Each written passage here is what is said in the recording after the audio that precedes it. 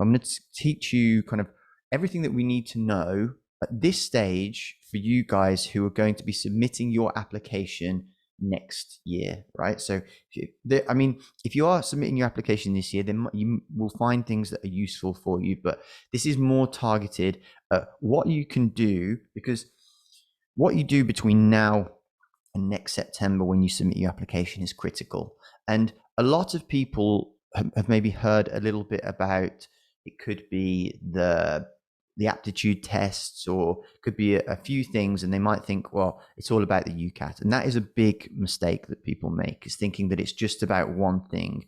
And actually what happens is the preparation that you do now will lay the foundations for you doing well later down the line. Because really the proof is in the pudding when you finally get to that final hurdle, which is to be sat in front of the interview panel and actually say, and they ask you questions, and it's based on all the stuff that you've done in that year and a bit in the run up to it. So in the chat, so what questions do you have about the med school application? What is your biggest worry about applying? And just a quick one.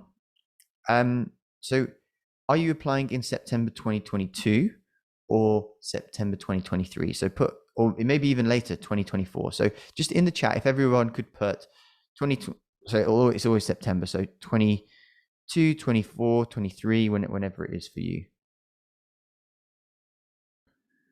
Okay, so we've got one, and you can message everybody in the group. It's that's fine. So a couple sent to me privately. Someone was rejected by all 4 medical schools. Yeah, we'll talk about that shortly. 2023. Okay, so someone applying 2022. I mean, you'll still benefit from this. There's stuff that you can understand, but okay, so mostly 2022, 23. Sorry.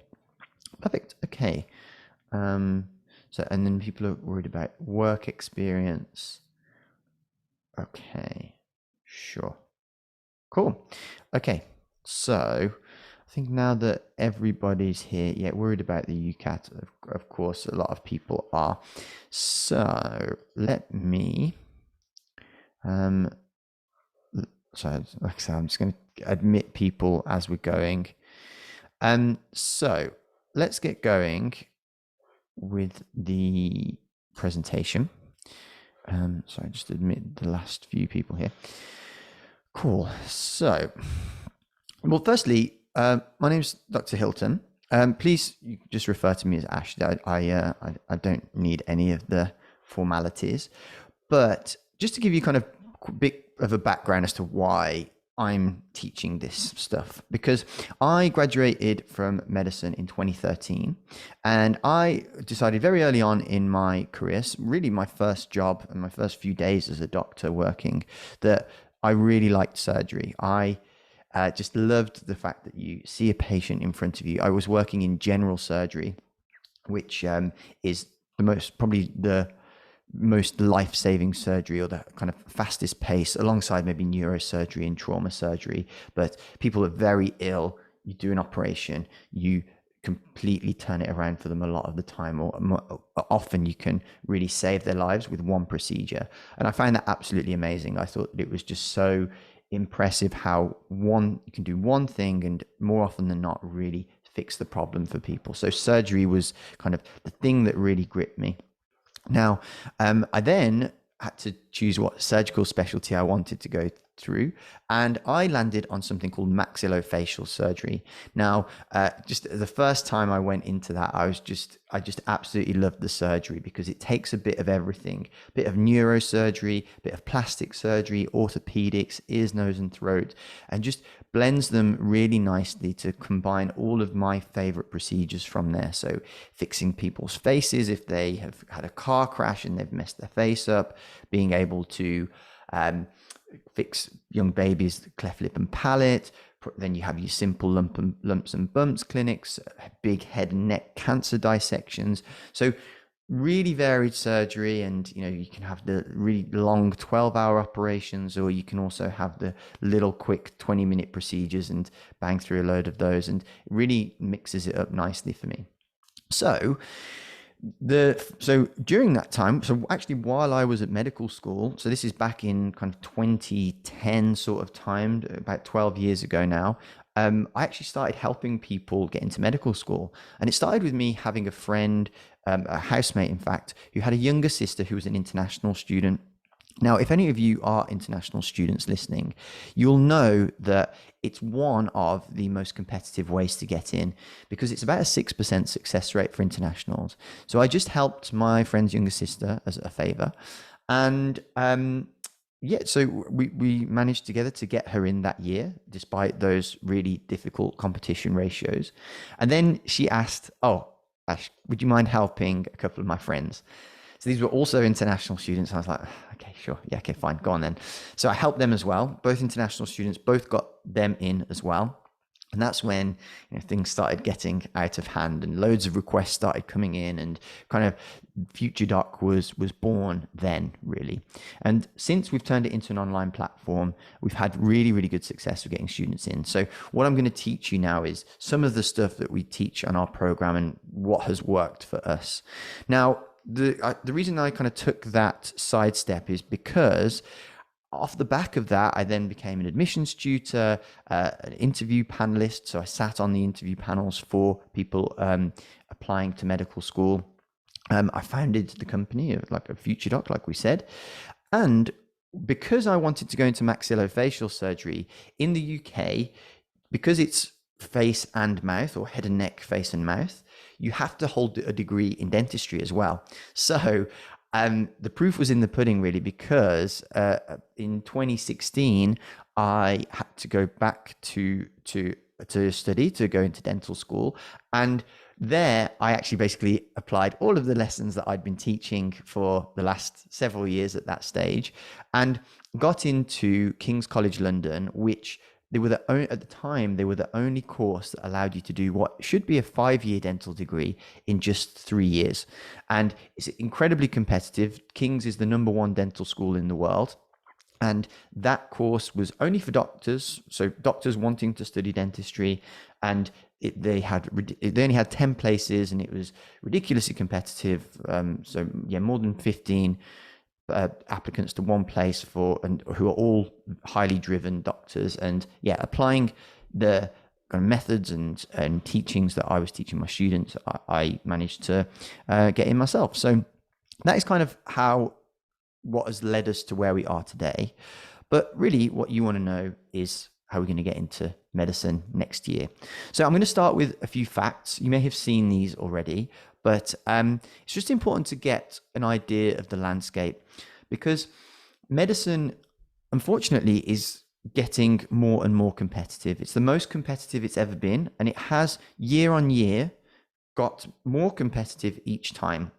Now, unfortunately, we have recently had news about the Medical Apprenticeship, and I'll tell you a little bit more about where you can find out stuff about that. But I think still, I'll reserve my opinions until a little bit more information comes out about that. But I still think that the most sought after way to get into medicine will be via the conventional route and the traditional route of going for 5 years of medical school. Now, like I say, it's getting more competitive year on year. Unfortunately, the places at the moment are not going up in relation to the demand of the aging population and the requirement for doctors. So places have remained at 9,500 for quite a few years now. And we are opening new medical schools, but it is remaining quite stagnant while the need is going up. But not only are the places staying the same, the number of applicants is going up. So last year we had a 3% increase from the year before, and the number of reapplicants went up by 28%. So it's really, now we really have to be as good as we can at building the strongest application. And like I say, the earlier you start with this sort of stuff, the better you will do. And it's just, I can't stress that enough to you, that really the work to get in starts now. So what I want to kind of help you understand is the journey to medicine is just a game. The application is a game, and you have to play the game really well. And that's all we have to do. And like what I say to my students on my program is that I'm aiming for 100% top score. And when you are hitting 100%, you're not worried about the competition. It's not when you're so good that you don't have to think about the competition ratios because you are the top of the pile. Then you kind of take control of the application and put things much more in your hands and control your destiny much more. So here, of course, there's a lot to it, but in this talk, I'm going to kind of try and briefly guide you roughly where you should be putting your focus to help you with the building a application that is kind of 100 out of 100. So what we're going to do, I'm just going to keep it nice and interactive because so I know there's kind of a love-hate relationship for people with breakout rooms, but just to kind of kick things off and wake everybody up. I know it's a Saturday and we're probably feeling a little bit sleepy. So I'm going to put people in breakout rooms just for a couple of minutes and we'll just do a minute each. And what we're going to do is just basically answer three things. Let me just assign these. So this, how many of us? 30. So let's do 8 breakout rooms. And so what I want everyone to do is just very briefly introduce yourself, tell people where you'd like to apply, even if it's just a city. If you want to go to London, do you want to go to Oxford or Oxbridge? Sorry, so Oxford or Cambridge. Do you want to just get in? Do you not care where you apply as long as you get in? So someone keep time and we'll just do a very quick minute each, and maybe as a final question, answer what you think the most important aspect of the med school application is. So we're going to create the breakout rooms now and just have a quick chat and just get to know one another. Let's resume. So does someone want to unmute or post it in the chat? What do they think was the most important aspect of the medical school application? So what do we have? If someone wants to unmute, that would be great. Otherwise, so the interview, firstly, the entrance exam, personal statement and motivation, personal statement. Okay, a lot of people thinking personal statement's the most important. Ucat and interview. Ucat, entrance exam and applying strategically. I think the Ucat right now, most unis have a really high cutoff, which makes it harder for people to get in some cases. Interviews, personal statement. Okay, same. We've got same sort of things. Getting the degree level required. Grades. Okay, perfect. Okay, well, so really this is a slightly trick question because they're all important and each university varies in what they put weighting in, but no one thing is the most important, and you can't get by with just one area being strong. So actually, I came up with kind of I was watching MasterChef and I was thinking about, I was watching MasterChef a lot during lockdown actually. And instead of actually trying to cook the recipes, I came up, it made me think that it's actually very similar to the med school application because there are a few ways that the medical school application or preparing a meal and preparing your med school application are similar. And I would say this is kind of the process that people go through when they cook a good meal. They think about the ingredients. A good meal, it constitutes good ingredients, good quality ingredients. The way you can get good ingredients, but if you prepare them badly or if you don't do them in the right way, then the meal won't be good. The presentation, because again, just to use the cooking analogy, they also say that you taste with your eyes, don't you? If it looks very appealing, that's going to contribute to your enjoyment of the meal. But also who you serve it to. If you serve a meal high in dairy to a lactose intolerant person, it could be the most wonderful meal, but they won't particularly enjoy it. So how does that compare, or how does that draw parallels with the med school application? So I'll show you in a second. But first, what I want you to bear in mind is the timeline of the application. So I've actually got an updated version of this, which I'll show you how to get a free copy of later, or I might email it to you guys after, in fact. But yeah, so here is the timeline of the med school application. So everything stems around you starting med school, right? So let's think, so we're in September of 2022, of course. So what we think is if you're applying next year, so in September 2023, you will be starting med school in September 2024. So I kind of think of the start date of medical school and then work backwards from there. So that means that if you're if you're going to be starting medical school in September 2024, you'll be submitting your application in September 2023. And the lion's share of the prep will happen between now and then. And like I say, the earlier you start with these sorts of things, the better you will do. So really a way that I would recommend this. Now, this is why I've got an updated version of this, because these have changed slightly due to COVID. A few of these exam windows have changed. But the main thing is that in the year running up, you should be thinking about getting all of your exposure. Now, I'll talk about, in fact, I'll come on to what exposure means, but it's essentially talking about work experience and all the other things around that. And work experience is the foundation upon which you will build your application, because it gives you all the insights into medicine.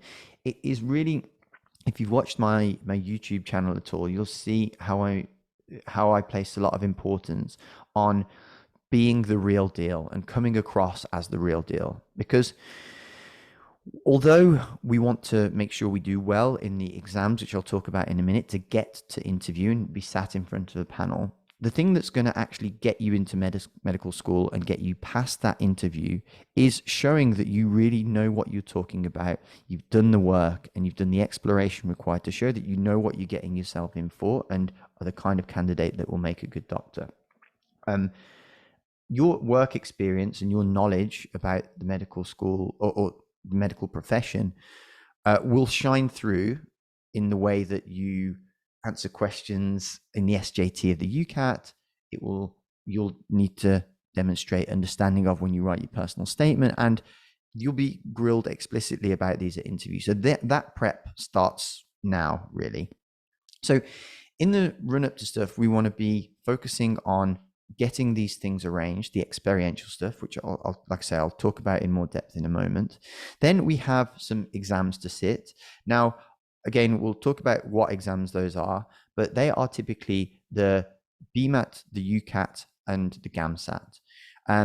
There are windows. So again, for the Bmat, the window this year, they've only done February and an October sitting, but previous to COVID, to the pandemic, they did have 4 sittings. So thinking about how you prepare those, the Gamsat is usually in March and September, which that's a grad exam. And it's important to know that, some of these exams, if you do them later in autumn, you won't have the result when you submit your application. So doing them early in some instances, like the Gamsat, for example, if you're a grad, is a really valuable thing, because the Gamsat is the only one of these that you can repeat multiple times within the same application window. Again, this is only for grads, but that means that you can have a few attempts at getting a really good score, and you can, if you do it early enough, the score that you've got going into when you make your medical school selections, which is a big part of it as well. Then we've got the Ucat, and then we've also got the application where we actually, usually this year it's the 7th of September, but it's always the 15th of October that it closes. Then after that, we've usually either got one more sitting of the Bmat, which, like we say, is October this year, October 18th. Then we've got our interviews. And then after that, if all goes to plan, we get our offers in May, have our exam results in the summer, and then start medical school. So that's just a brief overview. There's obviously a lot more to it than that. But I would say that there are, the way I break it down, and I make a video, I've got a video that talks about It's called How to Get into Medical School in 2023. I'll give you the link actually now, just for you guys to. So in the chat, here's the link to. So I'm just I'll answer questions later, but. So yeah, in the chat now, that's where you can find videos on my YouTube channel. But there's one of how to get into med school in 2023, and it will talk through these 4 phases of prep. So, like I say, phase 1 is experience building. So, work experience, extracurriculars, any of the additional exams required. Maybe you haven't got the GCSE requirements and need to make sure that you get a level 6 in English language and maths. Maybe you're an international student and you come from a non-English speaking country and need to get your IELTS or TOEFL, to the right grade. So normally that's 7.5 in the IELTS. Then phase 2 is the exam preparation. So talking about those exams, which I'll come on to in a bit. Any school exams, we want to make sure that we're planning our aptitude tests around around our school exams to make sure that we're not letting our schoolwork fall, but also giving ourselves the best chance and the most space to do well in the aptitude tests. Then is phase 3, which is what I call crunch time, which is what we're in now for the people who are applying this year to start next September. And this is probably the most stressful time for people because it's a very busy summer of actually sitting the exams, completing the work experience that we've maybe arranged. Because sometimes that's the only window that we have to do it, making the right university choices, finishing off our personal statement, getting references, submitting the Ucat application. So a lot going on in this phase. But this is why I say to my students, this is why the sooner you start, the better you will do. Because if you, what tends to happen with people who aren't successful and don't get in is that they don't compartmentalize these. And actually, this phase 1 will bleed into phase 2, which then has a domino effect and bleeds into phase 3. Then when they get to this stage, when there's a lot going on, they're disorganized and they don't have everything done. So they're scrambling all over the place to get things finished at the crucial time when they should be focusing on, for example, the Ucat, if this is when they're actually sitting it. And then it becomes very overwhelming, and naturally when you are super stressed, you won't do as well or be as focused as you can be. So this is all down to how well you've done these 2 phases before. So like I say, starting early and being prepared and aware of what's to come is going to be the thing that will help you. Then phase 4 is mainly about interviews and making sure that you're prepared for the final hurdle. Now, the key, again, if you have a look at my YouTube channel, there's loads of stuff to help you prepare. But the way that I train my students on my program is that we make sure that we are well drilled, but not rehearsed. Because being rehearsed means that you remember canned, pre-rehearsed canned lines that people try and crowbar into certain situations. Whereas what we do, what I encourage is we make sure everyone has the core knowledge that they need, as well as when they get difficult or common questions, that they know the salient points that they want to make, but they are adaptable so that they can change those answers based on the question that they're being asked. Now, so that's a really important thing, is to be, like I say, well drilled, but not rehearsed. Okay, fine. And then obviously, if all goes to plan, we're celebrating at the end. There was one thing I was going to say about interviews, but that will come to me again in a moment, I'm sure. Okay, so like I say, like just back to this analogy. So we want to make sure we've got the best ingredients in the way of the things that we've got, the plus points in our arsenal of application. Then the way that we put them together is really important. The way that we present them is really important, and who we present them to. So the ingredients, I've kind of broadly categorized them. So firstly, attributes. Now grades will affect where you can apply, but grades are not the be all and end all. I would say that they contribute about 20% to your application. Personal traits are really important. They want to show that see that you've demonstrated that you are the kind of person that would make a good doctor. And we'll talk about traits. All of these I'm going to go into a little bit more depth about. Second thing is exposure. So I've broadly categorized that.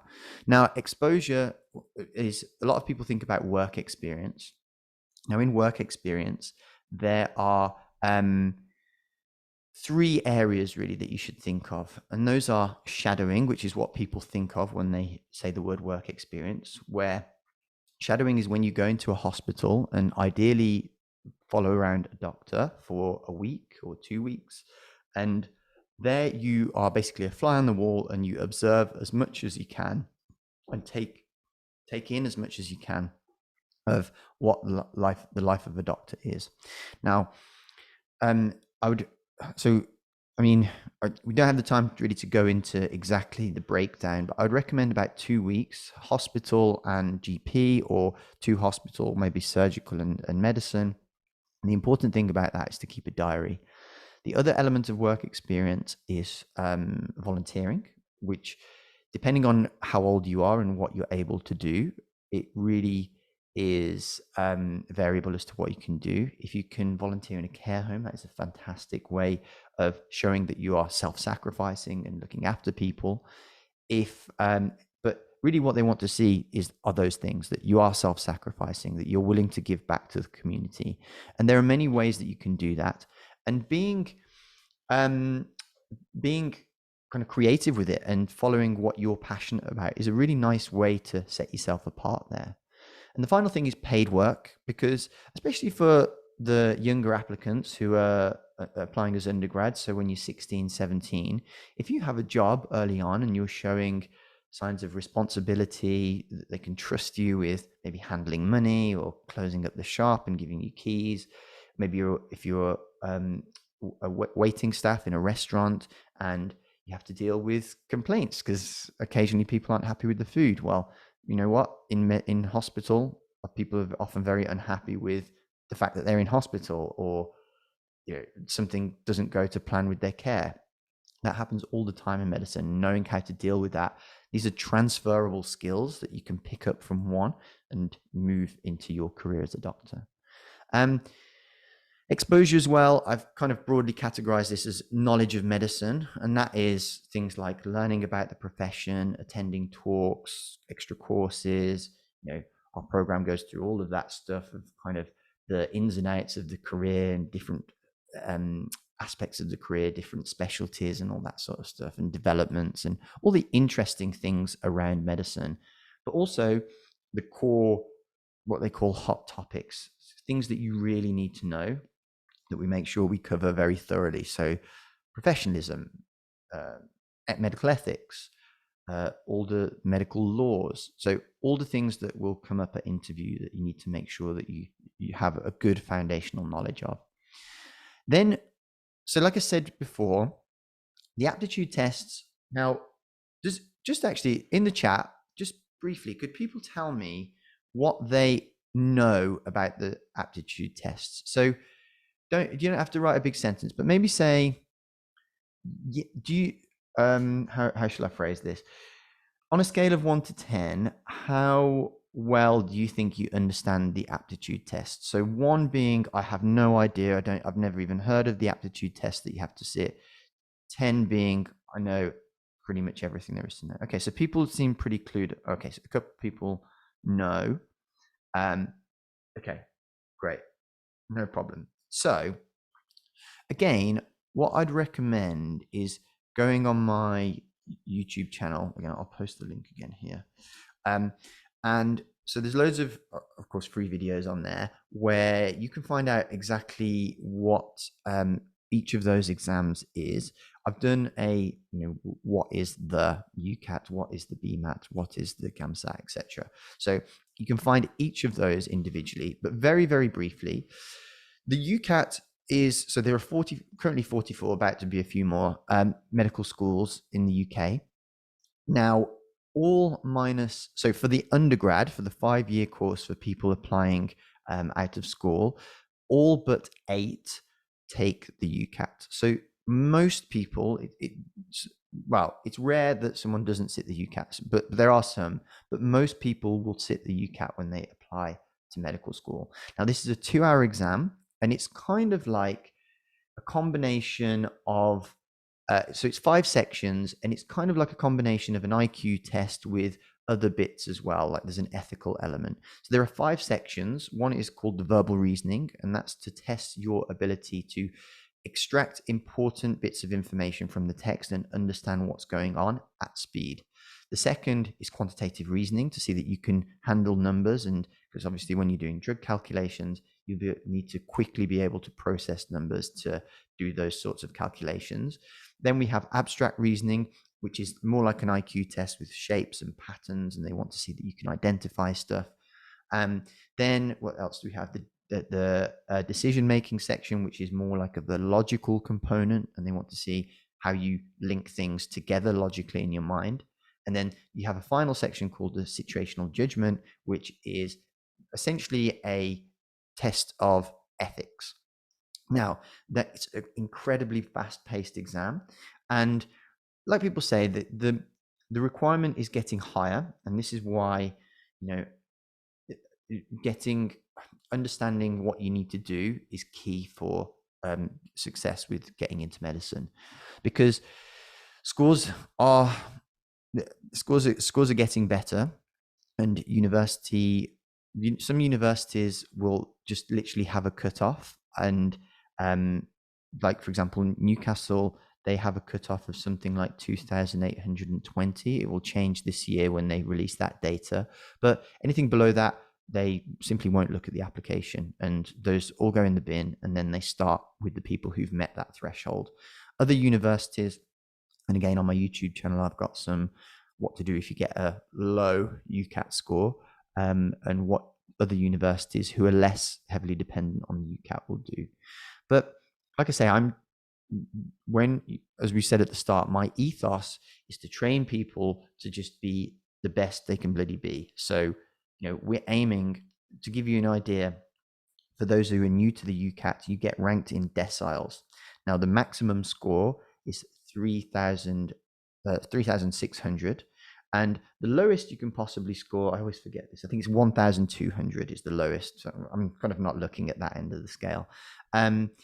So yeah, I think it's either 300 per section is the lowest you can score.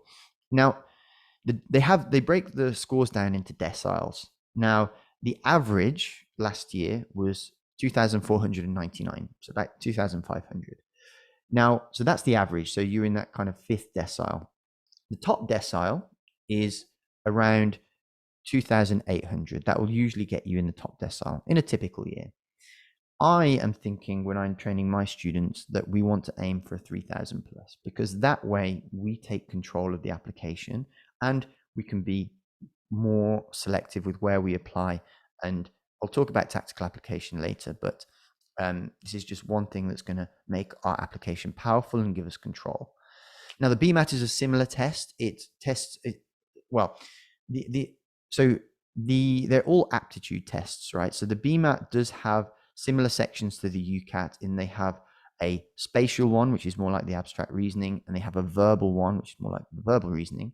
Then they have an essay question, and then they have some tests on biology, chemistry, maths, physics.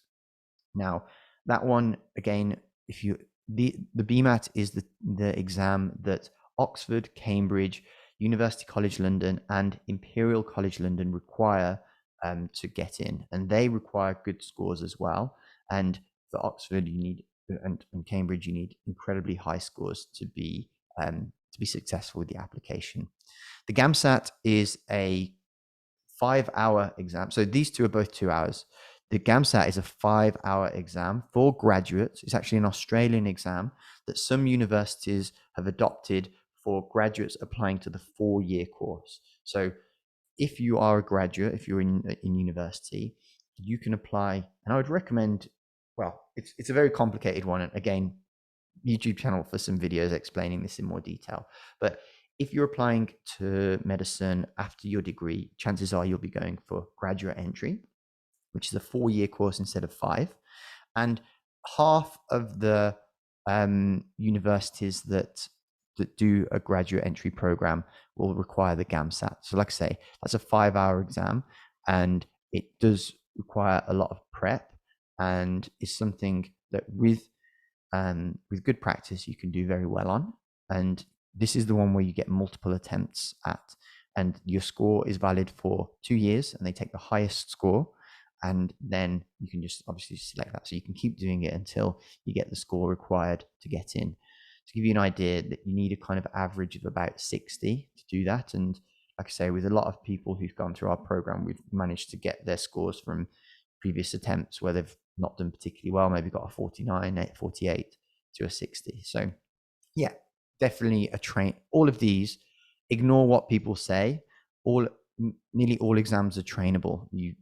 You get used to practicing something, and you get better at recognizing patterns. It would be impossible to vary a test so much to the point where it wouldn't be trainable. It just doesn't work, right? Otherwise, they would have to change the test every single time. So the test is consistent, so you can recognize patterns to get better at it. And like I say, all of applying to medicine is just a game, and you just have to learn how to play the game. And this is one of the big, not the singly most important, but a big element of the application. Now, finally, we want to see things to stand out. If you're applying to Oxbridge, they want to see people who are academic minded. So they want to see people who are exceptional. The word that they will use in medical school applications is well-rounded, because what they want to see is that you have a variety of skills and transferable skills, but also if you're well-rounded, it means that you're interacting with all different people from different walks of life. That means that will help your ability to get on with everybody, because as a doctor, you need to build rapport with everybody from society. So, all different backgrounds, cultures, and a whole mix of people. So extracurricular involves stuff like standout achievements, and we'll talk about that in a bit, further reading, and just all things that are going to help you separate yourself from other people. So this, again, is somewhere where you can get very creative, and really, you don't have to be too purposeful with this. It's just this is where you can just take the things that you're already doing and enjoy, and push them to a level that's gonna make you stand out. So to continue with this chef analogy, the cooking analogy, I don't know how what people think of this, but I think it's quite a good parallel. And so preparation is kind of actually executing all of these. So we've talked about shadowing, we talked about paid work and volunteering and what they do, reading about the career and finding out about it. So this is just all of the, when we were talking about the the way that you do all of these. So shadowing is really important to get the right kind of shadowing. Paid work, there are, as we said, there are certain types of paid work that will put you in a better position and look better on your application. The same with volunteering. It's really important during the preparation phase that you understand about the career and have that knowledge built up.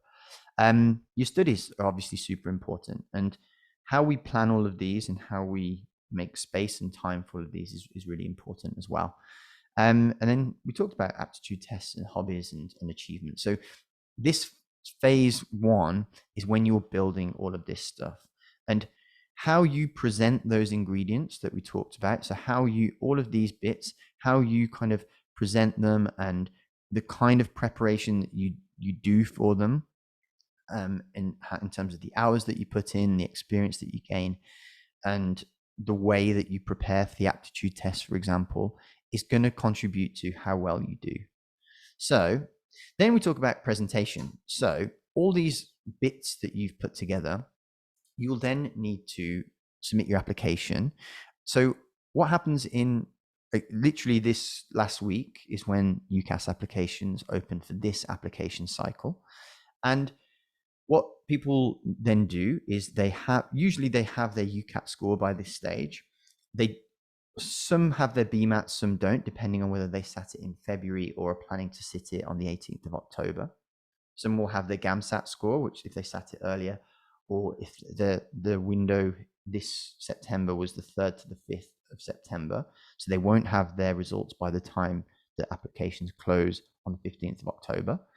So what you submit at this stage is, so you have your subjects that you're doing. You might want to submit your previous, well, you definitely will submit your GCSEs and previous grades. You might want to submit your predicted grades. You might have your A levels or degree level or predicted degree level coming up. You will submit your university choices, which we'll talk about later. That's the next phase of who you serve this presentation to. You'll need to write a personal statement. Now, the personal statement is a big factor. Maybe, again, in terms of importance, it's up there. Maybe not the most important thing, but very, very important. Now, this is where you have 4,000 characters, or they say 47 lines, to present why you want to study medicine. Now, in previous talks, you can find, or when we do the workshops on the program, we talk about all the stages of, the stages and the way to present your personal statement. So with your personal statement, it's usually best to divide it into 6, and you talk. There's a few 6 that you talk about the why medicine, and then you talk about your work experience. So work experience encompassing shadowing, volunteering, paid work, and any further reading or whatever you've done. Then we talk about extracurriculars, and we do that in a certain order that makes it flow really nicely. We start with why, we end with why, and then we do stuff in between to kind of really demonstrate all of the experience that we've gained that backs up why we want to study medicine, and what we've seen, and what that's led us to do, and all the traits that we possess that make us a worthy candidate of medicine, and then what we've done to develop that, or what we've done to show that we're a standout person, or the kind of person that, like I say, is worthy of one of those precious places at medical school. Then, if all goes to plan, you will be invited to interview, and because interview is the most important part, and this is the bit that people think like, oh yeah. So people who come to me to join us who have not got in the year before, a lot of them have underestimated the interview. So they've done all of that stuff, they've done all the prep, they've done a really fantastic personal statement, and they've kind of gone like, oh yeah, but I'll be fine with the interview. And a lot of them fall at the interview stage because they've underestimated it. Now, like I say, the preparation for the interview starts now. It's all about your knowledge and your experience, and really showing that you're the real deal. And like I say, we will show you how to do that. But the interviews, but my ethos for kind of how I teach is, I want to prepare everything to get people in front of the interview panel. So all I want to do is get people having all those things that we talked about earlier on point, so that they get invited to interview, they're in front of the panel, and then the way that we train them, we make sure that they convert that opportunity into a place. Because once you're at interview, you have the opportunity, your destiny to some extent, to a large extent, is in your own hands. So that's the point that I want to make sure that we're really well drilled to convert that opportunity into an offer. Sorry. Oh, well, a place and an offer. So, who do we serve it to? That is the kind of final thing. Is there are, like I say, about to be more, but 44 med schools in the UK, and they all value different things. Some value the personal statement more. Some, like I say, will have a cutoff for the Ucat and what they believe is the most important. So I'm just going to spotlight myself quickly. Okay.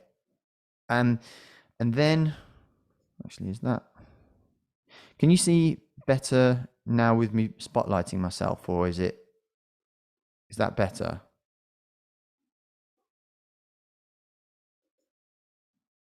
Taha, can you see the video and me? Yeah, I can. Okay, perfect. Good. So let's leave it at that. Okay, cool. It's the same. Okay, great. So yeah, who we serve it to is really important because different medical schools value different things. Some have a cutoff for the Ucat, like I say, that they won't see you before. Some, like Cambridge, have actually quite a high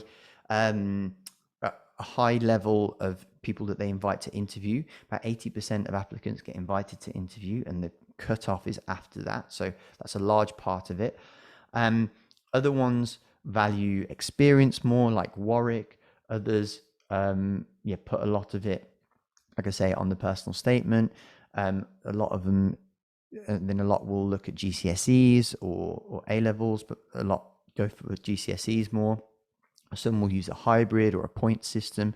So it really depends. And it's really about knowing yourself and your strengths and what you are best suited to in terms of your application. A big part of it, and again, another kind of overlooked part, is the universities that you choose, and choosing those that are really suited to you.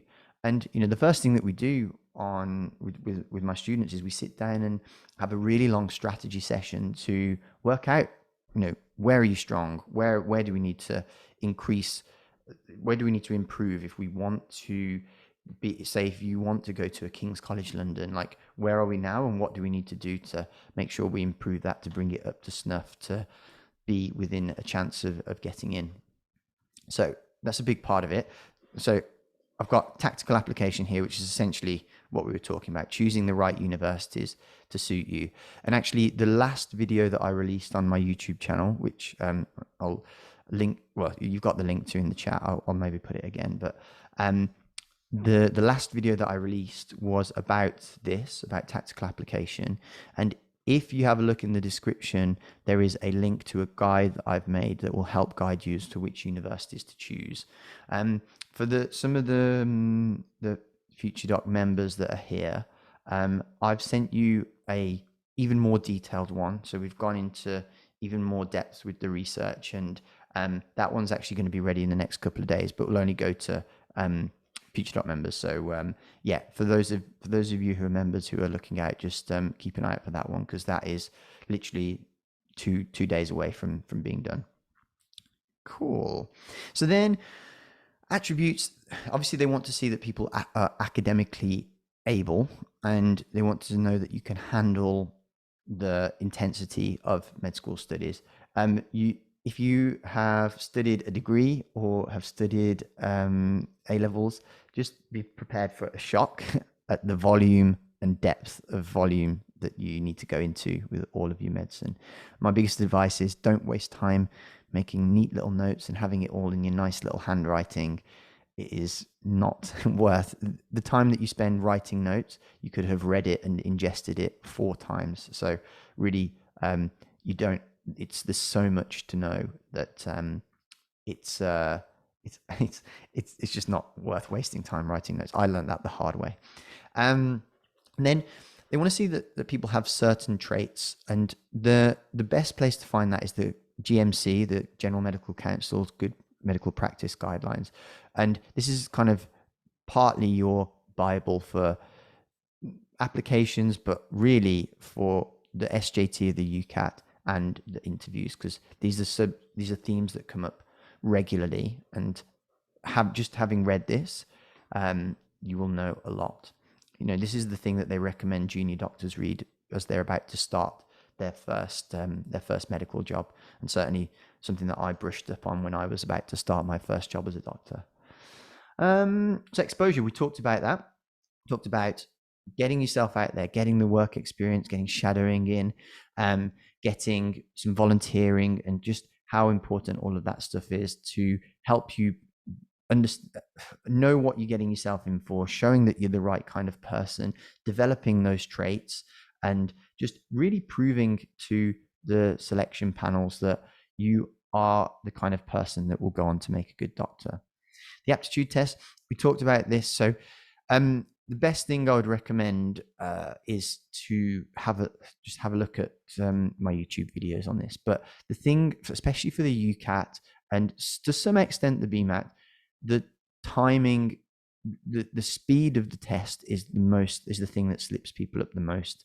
And the questions that if you got an infinite amount of time, you could answer well and answer accurately, but it's actually trying to do them at speed because they want to test that these people who are applying to medicine have got the grit to and the ability to hack the pressure of doing things at pace, but also maintaining accuracy while doing so. So yeah, there are, I would say, I talk about the phases of preparation for the aptitude tests. And the first is to familiarize yourself and understand the kind of questions that come up. So there are online courses for that. I mean, I have an online course, which is quite popular. Then you want to start doing practice questions untimed, and then start as you kind of enter the last 4 to 6 weeks in the run up to the test, start doing increased, so timed practice and just increasing the pace to get used to it. That's particularly for the Ucat. The Gamsat's a slightly different story, and to some extent the Bmat is as well. But like I say, I referred you to those videos to kind of have a bit more of an in-depth look. For now, all you need to know is that you'll have maybe one, maybe two, very, very rarely 3 exams that you might have to consider over the course of the next year. Extracurricular and further reading is, again, these are areas where you can very naturally set yourself apart from other people, and there are things that will come to you and not be too much effort, because the things that naturally you should enjoy. So think of things that, when you're thinking of especially your extracurricular activities, the things that they are providing in terms of the traits that they're developing in you. And if you've been doing, I don't know, Brazilian Jiu-Jitsu for 10 years, that will help you stay calm under pressure.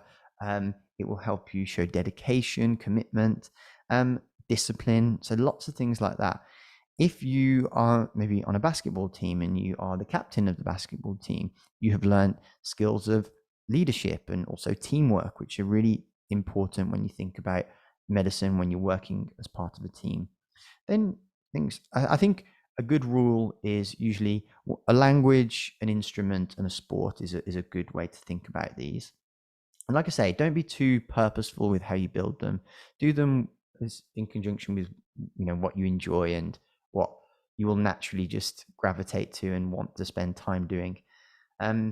But if you feel like you don't have anything, you can very quickly, in a few months, develop a hobby and if you're dedicated to it, can progress quite well.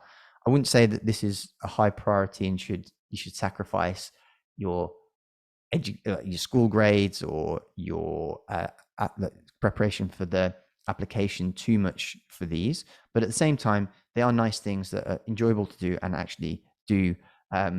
They will ask questions as to, is this person well-rounded? And they'll ask you explicitly, what do you do to unwind? How do you manage your time? And showing that you are able to maintain these hobbies alongside a challenging degree course and challenging career is just a sign that you're the kind of person that they want to see, that's going to be able to handle the pressure of being a doctor. Then further reading, it's just always good to keep up to date with what's going on in the health news. So the Student BMJ, New Scientist, BBC News are really good sources for that. Personal statement interview we kind of talked about already. So I'll skip past that. Tactics, of course, like I say, where you apply is so important, and it's about learning where your strengths are, or where your strengths need to be if you've got a certain university in mind, and just playing to that hand. Like I said at the start, applying to medicine is a game, and you just have to learn to play the game really well. So if you're interested, we have a few places. I have about, I think I had 7. I think I sold 1 today. So I think we have 6 places left for our FutureDoc Academy. We tend to do typically about 3 a week. It's application only. Around a third of people who apply are successful, but so we've got about 6 places at the moment. And yeah, so I'll give you some details about where to apply to that if you want to basically have me and my team help you one-on-one on your journey to applying to medical school. So yeah, I actually have a couple of ex-students who are here today, right on time.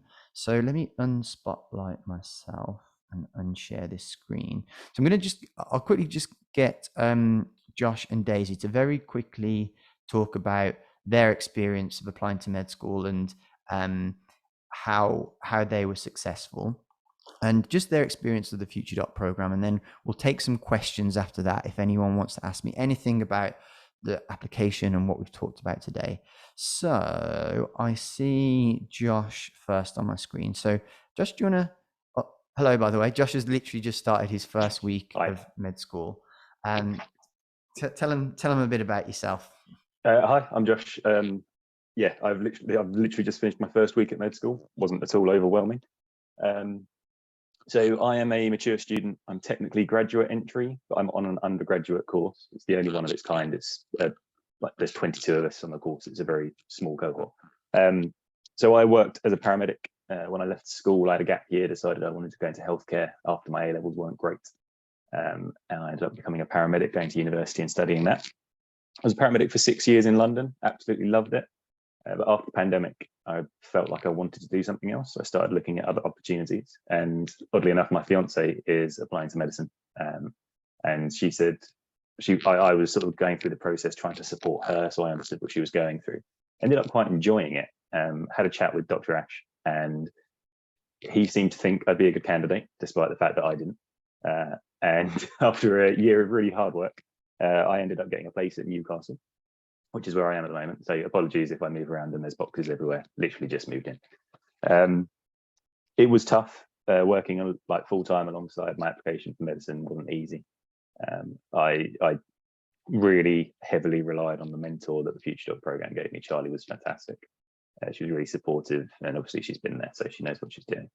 I haven't seen the rest of the talk, but I have been to this talk 2 years ago and saw Ash speak. So I get the gist of what he's all said. And ultimately, yeah, the hardest part for me was getting to an interview because my academic history isn't great. But you can strategically do a lot of things with your application that make you look really good. And then it's just about the exam. I'm one of the weird people that really enjoyed the Ucat.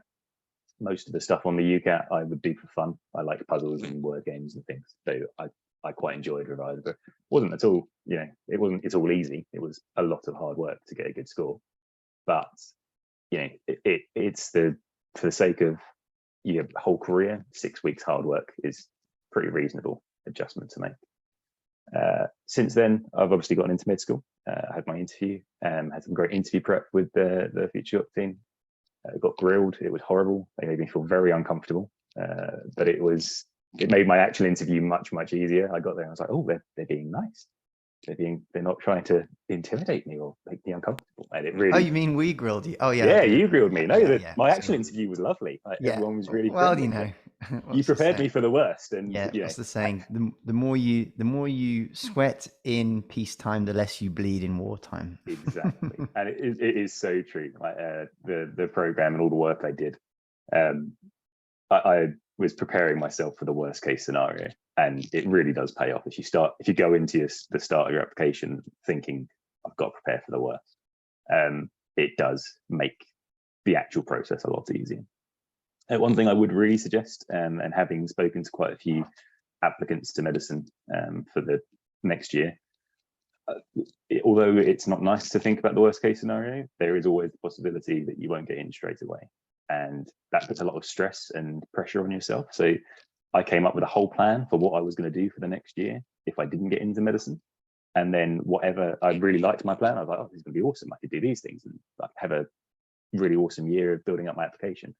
And then that took the pressure off. So like, okay, cool. If I don't get in this year, I'm working to an even better application next year.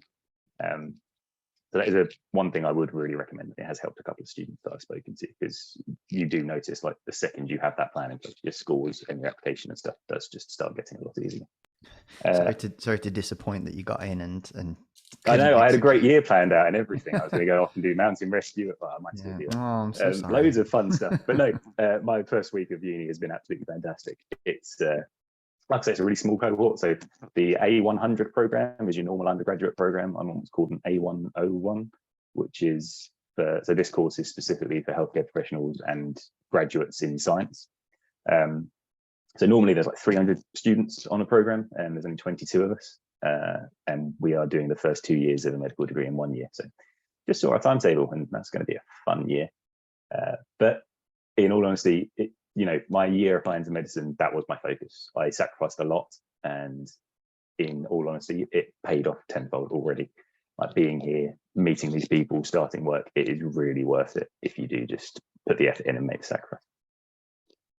I'm going to start rambling if I carry on. No, thanks, Josh. That's great. And I do have some sympathy for you with the 2 years in one. But actually, when I was telling these guys earlier about when I went to dentistry and did the 5-year dental course in 3 years, and that one we did the first 3 years in 1 year. So I don't feel that. Weirdly enough, there's a sorry to keep chatting. There's a dentist on my course who's going into medicine to do max vax as well.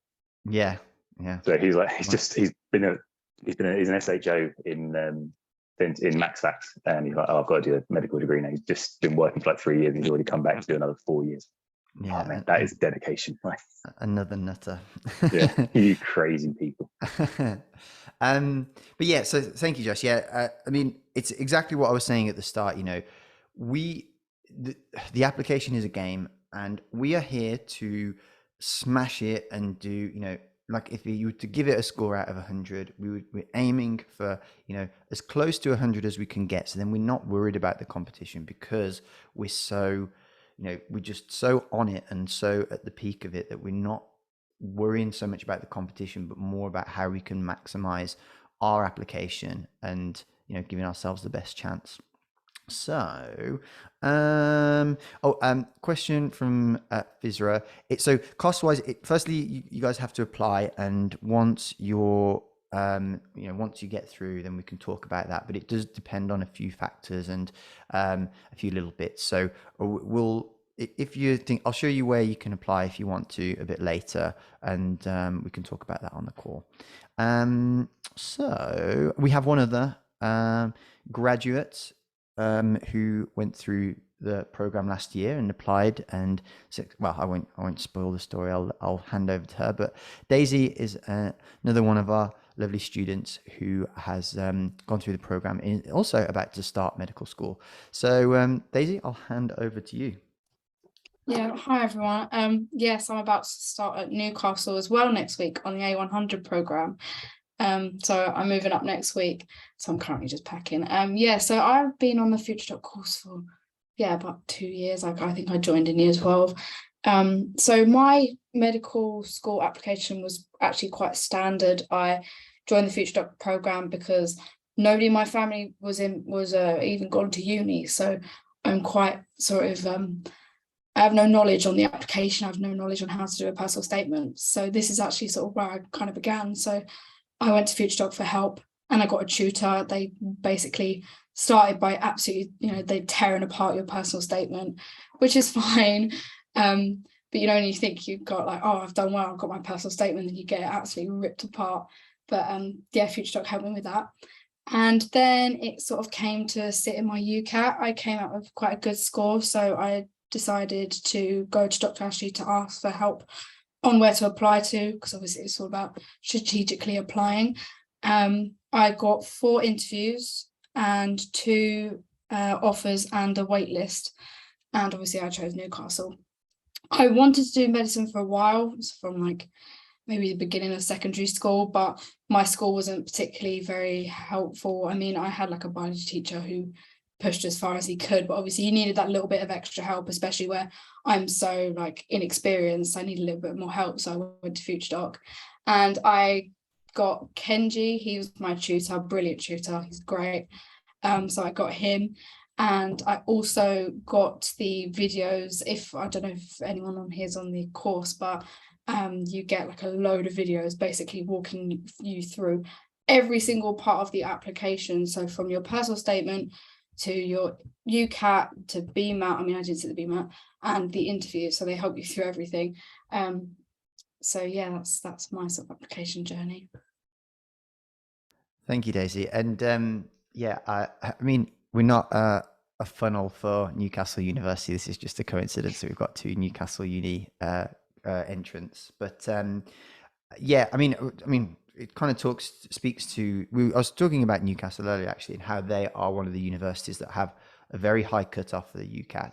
And actually, both of these guys, after going through the program, got and obviously by their own accord as well, got over 3,000 in the Ucat, and that puts you in the top 5 to 3% depending on the year.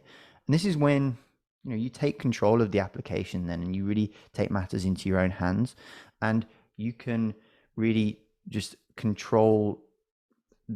You have so much power with your application once you get to that stage, and then it's just about kind of going through the right steps and making sure that you do well at interview to convert that opportunity into a place. So what we'll do is we'll just open up very quickly. So, and I don't want to keep you guys too long. I said we'd be about an hour and a half, so we've got about 15 minutes. If anybody wants to unmute and ask some questions, now would be a good time. You can direct them at me, you can direct them at Daisy and Josh, whatever you want to do. I've got a couple of private questions that people, if you can, I'd recommend putting the questions just for everybody, because then I can answer to everyone, and it's a bit more beneficial for people. But yeah, does anybody have any questions? So when do we know the details of the 2023 Ucat? Would it be risky to start preparing it now, as it could be alterations to the format? So firstly, don't prepare now. It's too early. We start our Ucat prep around March, April of the year. Now, unless there is a major overhaul, I would predict that the Ucat will be similar to this year. People get alarmed about, oh my God, the Ucat changed this year, but it was literally a few timings and a couple of questions. It was not the style. There was nothing that changed about the types of questions they asked. It was just literally a couple of sections. They took a few questions away. A couple of others, they added a few questions, and it just meant that some were a little bit, you had a little bit more time, and some you had a little bit less. It really didn't affect people's preparation. The window is likely to be very similar. It's usually start to mid of July to the end of September. So that will unlikely change much in between now and next year. But I could be wrong. Things could happen. I don't have a very good crystal ball, but generally that would be my prediction, and that has been my prediction for a long time. So let me see. So I've had one question. So let me just answer this one question, because I was trying to write a response, but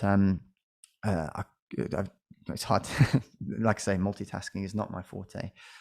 So I've got one person asking me, they've got their Ucat on the 29th, and they're saying, have they still got time? Well, actually, I would say yes. So you've got two and a half weeks, basically. About 2.5 weeks. And that still gives you really the Ucat, the intensity that you can do the tail end of your preparation will have a big impact on it. What I'd recommend is, if you haven't already, you can check out my YouTube playlists of each section, and those are going to give you the kind of bare bones.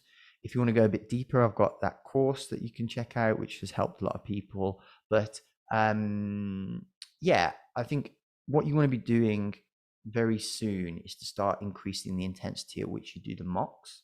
I would use either Medify or the free mocks that are available on the Ucat on the Ucat website. And really, the main thing that I would try and instill in you is that the Ucat is not like a knowledge test, it's a performance. So the same way you'll have probably seen me talk about the analogy of sprint training, and it's the ability to do the intense exercise on demand under pressure on the day. So the more that you can practice simulating that test and being able to deliver, the better you'll be able to do. And that will, as time goes on, include more and more mocks really in the run up to it. Anyone, these guys both did really well. Do you guys want to answer that? So basically, 29th got the exam, feel like the score is not going well. What would you recommend doing? They've been helping a lot of people. These two have been helping a lot of my students on the program who have had these kind of last minute panics. I would start by saying, I'd start by asking how much you're doing, because like Dr. Ash says, that whole sprint training thing is really true. And I found even when I was practiced and I knew what I was doing more than 2 hours of Ucat in one sitting was just a waste of time. Like your brain can't process. It's not like Dr. Ash says, it's not a knowledge exam, it's training the way you think. And if you're pushing your brain past that sort of 2 hour mark, for me anyway, it's just, it makes you worse. Your brain gets tired, you just can't function. So I always recommend doing, if you're just revising time questions, do 2 hours in the morning and 2 hours in the afternoon. And then in between those sessions, casually revise. So do things like basic maths puzzles, word games, that sort of thing, anything to just keep your brain like thinking and functioning, but without pushing it to its limit. So if you're on the train for half an hour, just do a logic puzzle or something like that in between your 2 hour sessions. And yeah, like don't do big chunks, because I've had people come to me saying, I'm doing like 6 hours revision in one go and it's just not working. It's like, that's why, because you can't physically do that. Your brain doesn't function like that, and it won't improve that way. You need to think, you need to revise sensibly. And you can learn facts like that quite easily, like A-level revision. I can remember doing 6 hour stints, and that was fine because it was content, it wasn't logic or the way your brain works. But the Ucat doesn't work like that. So you try and break up your revision and monitor your progress as well. So do regular mini mocks just to see where you're at, and then do a couple of big mocks a week. That's what I did. Yeah, thank you, Josh. I'll come to you in a second, Daisy. But yeah, sorry, I didn't kind of fully, that analogy of sprint training, I've said so many times that I forget that people are hearing it for the first time. But yeah, the same way that you train for sprinting, if you sprinted non-stop for an hour, obviously your speed would reduce and your performance would suffer because of it. So when people train for sprinting, what they do is they'll do one sprint, which will be like, they might not even do a full 100 meters. They'll do a 70 meter or a 50 meter sprint, and they'll do that, if they're good, within a few seconds. And then they will rest for like 3 minutes until they do the next sprint. So it's short, intense bursts with long rests. So that was the point that I'm trying to say. Again, so I'll keep banging the YouTube channel drum, but there's loads of free resources on there that you guys can find. And actually, I'll show you I'll in the post email, I'll send you some stuff. We've got a new website launching this coming week, and we've got a free resources page on there that I'll send you to. I'll direct you to as well. But I'll just for posting that YouTube link on there if you guys want to follow that channel. So sorry, Daisy, you were going to give a part 2 to that answer. I'm just going to grab some water while you're speaking.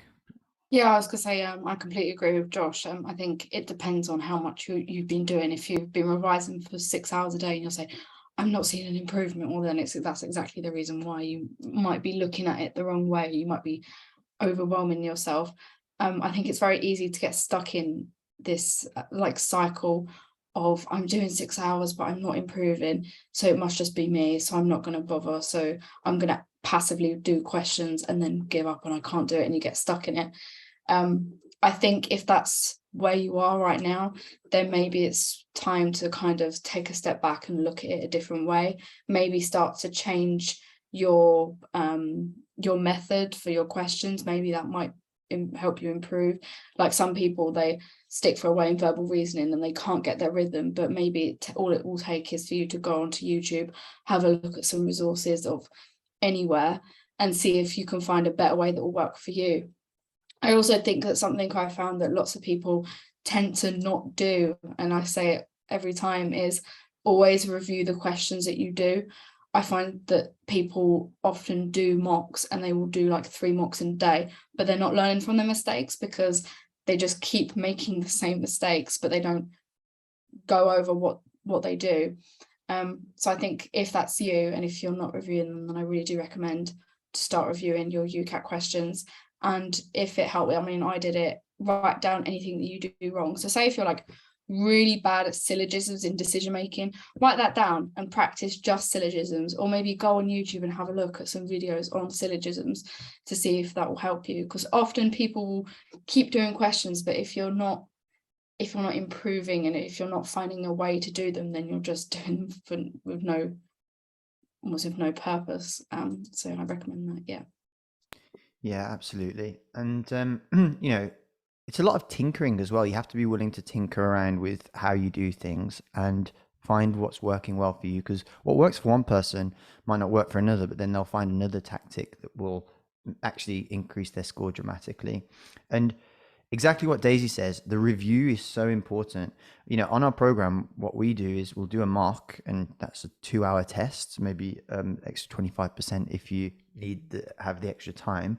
But then we will spend, I think the sessions where we do the mock test ends up being 5 hours of review. So we will go through all the questions and it'll take us over double the time that we've spent doing the test, revising the answers. So, you know, that's a really important point that Daisy touched on there. Sorry, Taha, you've had your hand up for a while. Apologies. Go ahead. Hi, sorry. So originally, like, my question is for Josh and Daisy, but if I could also just quickly chip in for the improving the Ucat, because I did actually improve my Ucat like significantly between like the couple of days before my test and my actual Ucat, and I would say it's definitely improvable, especially if you focus on the things that you know you're good at. Because you can't really improve any more on, like, for me personally, it was like verbal reasoning that I was sort of like, you know, I was slowing down, that it was like plateauing and I couldn't improve anymore. But my Ucat and my AR score went from like 700 to 870. So I feel like if you find what you're good at and sort of focus on that, the closer it gets to your actual exam, you might see some like really good improvements there. Yeah, doubling down on your skills. So, you know, I'm sorry, I feel like every other thing I'm referring people to a video, but there's a video on YouTube where I talk about these tactics of, like, it really depends on your goal. There are some universities that I would aim to get at least a 500 in everything, obviously, but there are some universities where it doesn't, as long as you don't get less than 500 in one given section, they just take your your total combined score. So, you know, if you're just spending hours and you're not going higher than 550 on verbal reasoning, but actually if you spend 3 hours on quantitative or any of the other sections, and that's going to increase your score by 100 points, well, then it makes sense, because basically the time invested will make up for the lack of points elsewhere. And actually, like Taha says, in some instances, this isn't the case for everybody, but in some instances, doubling down on the thing that you are good at will lead to a higher overall score. Now, again, this depends. Let's say in that example where, you know, you're struggling to get a 550, and let's say you're applying to Nottingham, where Nottingham actually, they count the VR score twice. So they give you their selection process factors all the sections, but counts the VR as double. Then obviously then it would be in your interest to focus on that section. But it really depends what your goals are, what universities you're thinking of. Are you just trying to get the best score possible? You know, this is where playing around and tinkering and kind of knowing what you want is a big part of it. Okay, so sorry. Go ahead. Sorry, Taha, go on. Could I just, like, my question towards Josh and Daisy? Yeah, please.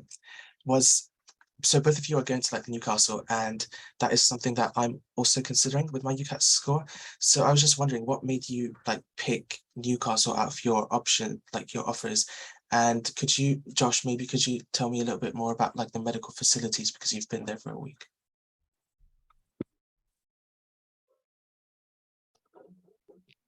Do you want to go first, David? I mean, I'll probably be shorter because it's not as difficult for me. So I applied, well, I can't remember where I applied to, Newcastle, Manchester, Sheffield and Bristol. And the two offers I got from Newcastle, Manchester, it really is just personal preference. I actually first ruled out Newcastle because I'm sort of further down south, so it's very far away from me.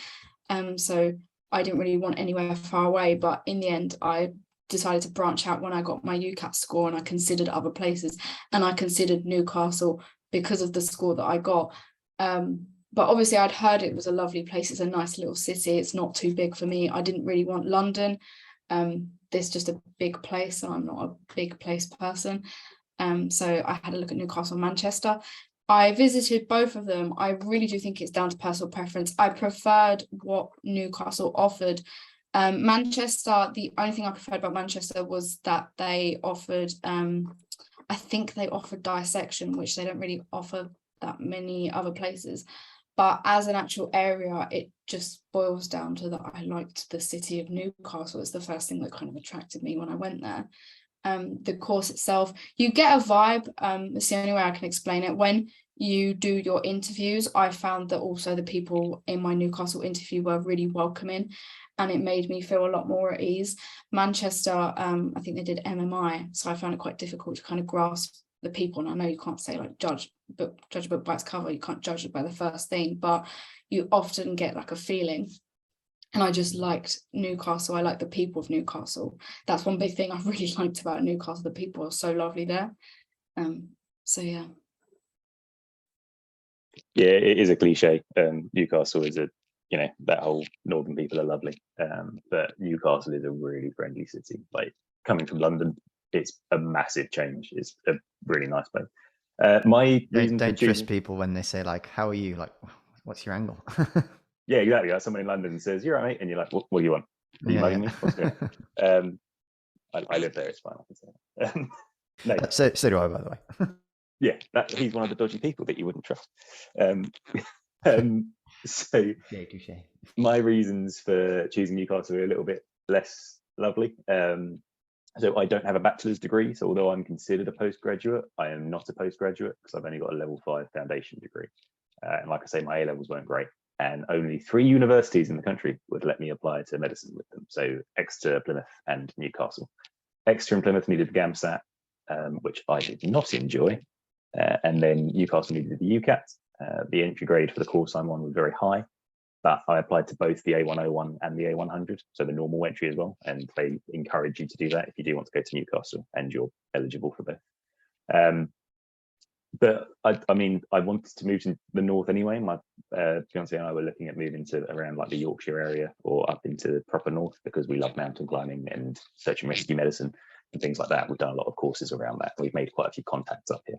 So it just made sense for us to want to come up here. And then I got offered a place. I was like, oh, right, we actually do need to find a place up north there. So it all just fell together, really.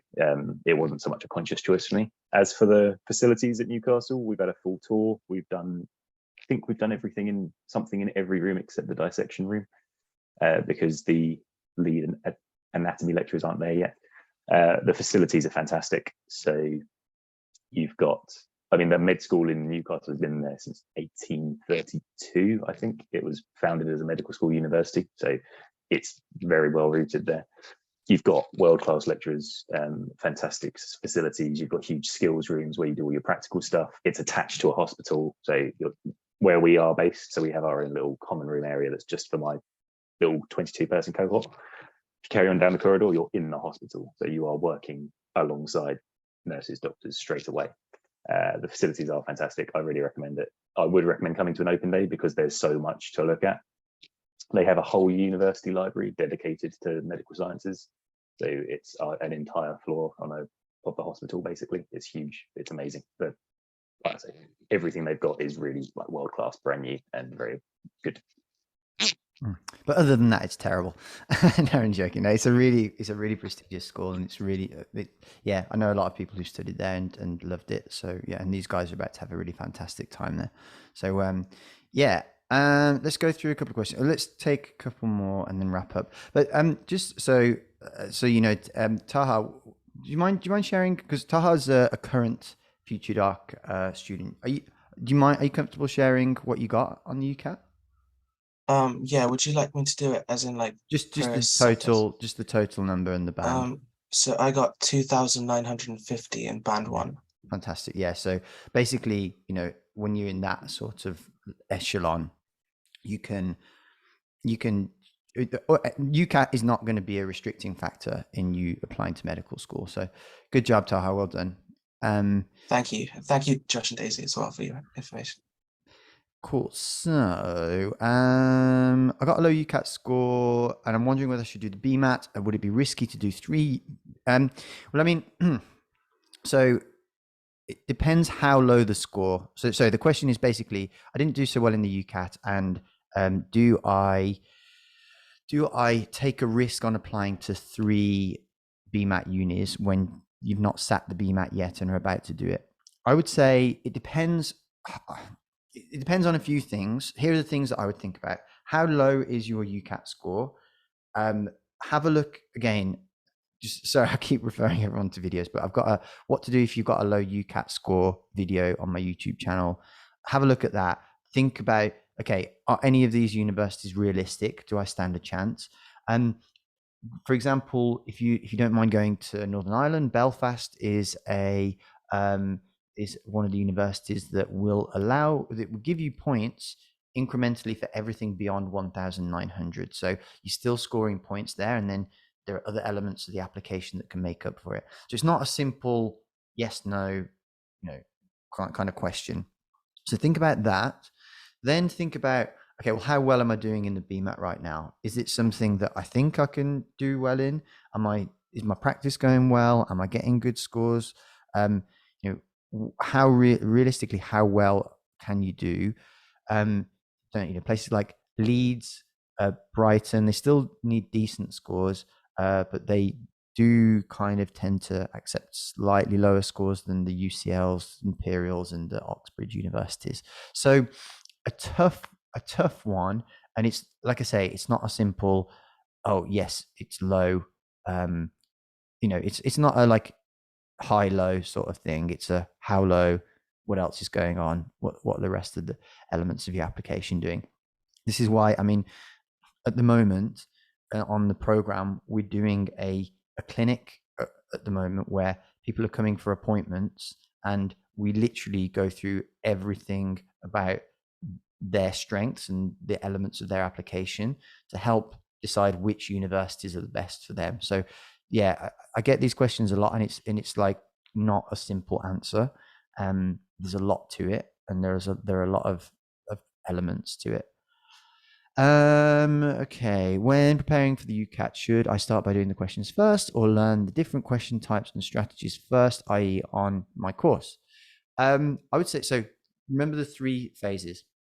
Familiarization is the first phase. So you've got to get an idea of what's coming up and learn the tactics the different tactics and different ways to tackle questions so that the most efficient, speedy ones for you. Speed and accuracy. Those are the 2 things that you need for the UCAT.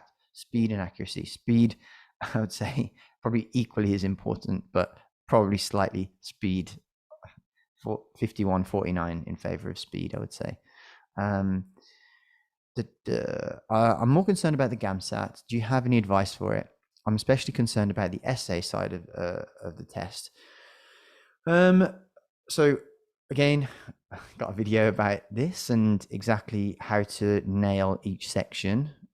Josh, you've sat the Gamsat recently. Do you have anything about the essay side that any bits of advice in particular that you'd offer?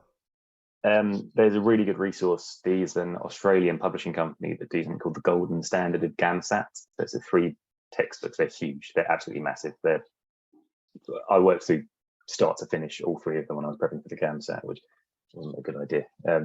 but their essay writing section is fantastic. They have loads of test questions. They have really good ways of talking through the structure and things. So if you can get hold of one of those, I'd really recommend it. They do have online resources as well.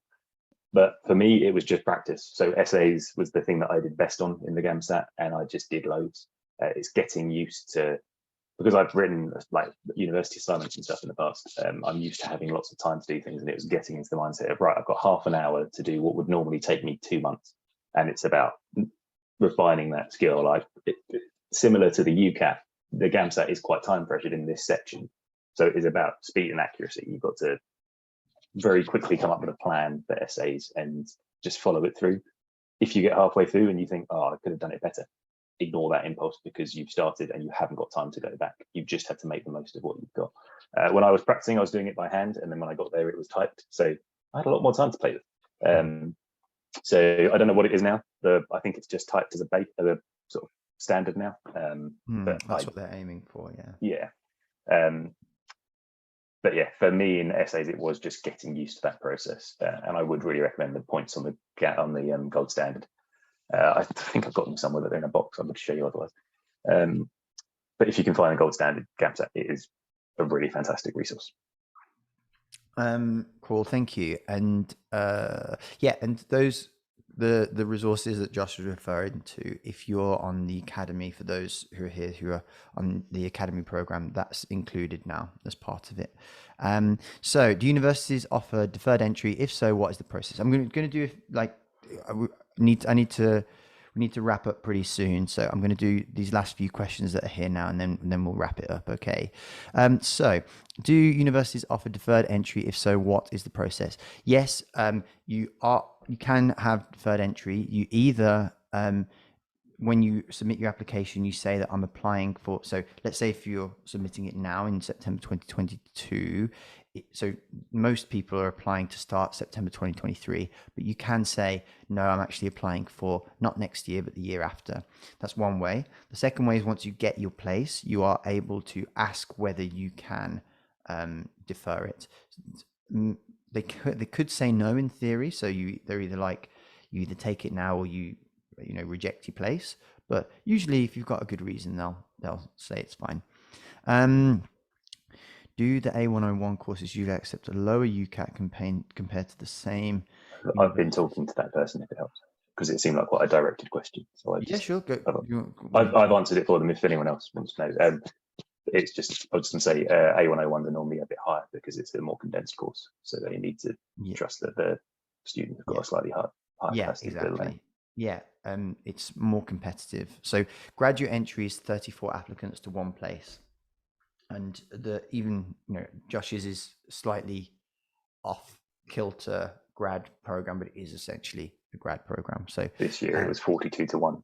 They told us in our induction. So it is much more competitive. Yeah, and these things that we talked about today, how to make it much more in your favor.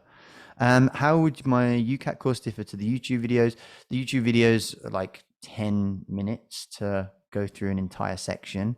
The Ucat course is like 20 hours, and we do work through questions, explain how to think about when you get a question like this, like what you should go through your brain and how you should think about tackling it.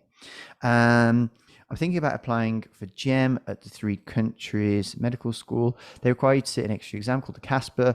If I'm offered if I'm offered an interview, would you help? Yes, we would help with this on the FutureDoc program. So I'm going to wrap up there.